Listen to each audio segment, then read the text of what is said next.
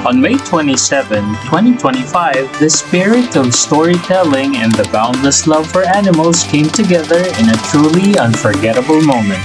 It is an honor to welcome you all to Oscar Media Conference and Jury Contract Signing.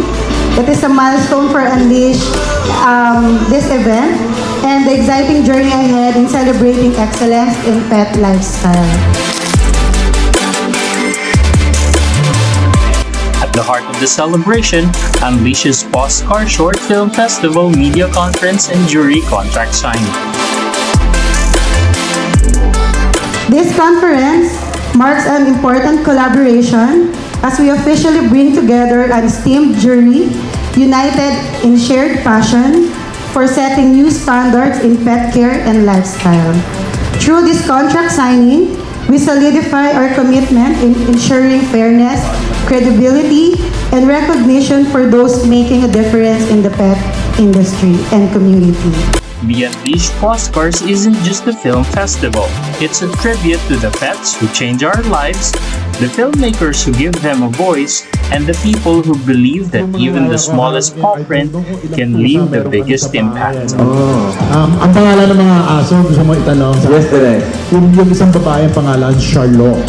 Okay? Wow. So, In honor of the daughter of William and Kate. Okay? Pero yung dalawang lalaki, which is one is a Labrador and the other is a Pit Bull, ang pangalan niya ay si Jungkook at si Jimin. Dahil general ako ng BTS Army. Okay? inspired by K-drama. Yeah. I mean, no. I really love animals and I've been a firm supporter of PAWS. Dati nag-ampo na ako ng mga Aspens na dahil mga Askal sila, ang pangalan nila ay si James at si Phil. Okay? Like the young husbands. Okay? Kasi mga Askal sila di ba? So, yun. I really love animals. At saka, you know naman, Mel, the more you know about men, the more you love your dogs. This is just the beginning. From the Unleashed family to yours, let us tell stories that bark, purr, and roar with heart. I think this is very unique, no? Yung idea ng pet filmmaking. Like you said, parang wala pang hanggang ganito, no?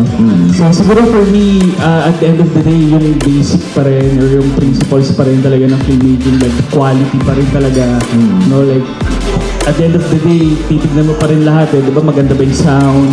Maayos ba yung acting? Okay ba yung score? So for me, overall, parang the cinematic, kumbaga, ano pa rin talaga, execution, kumbaga for me.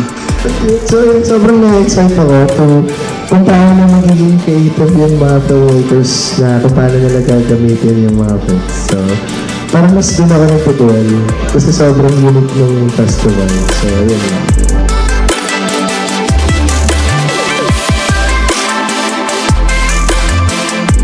My message is very simple. Ang pagmamahal mo sa iyong inaalaga ang pusa o aso ay nagpapatunay ng iyong pagiging pagkatao. Ang contest na ito ay nagpapatunay ng kahalagahan ng pagiging isang tunay na tao. Dahil bilang isang tao, ang pagmamahal ay hindi lamang limitado sa kapwa mo, kundi sa lahat ng bagay na may buhay. Halaman, aso, pusa o anuman. Ang contest na ito ay celebration ng life. And I am greatly honored to be part of this celebration of life and of humans loving other living beings. Yun lang po.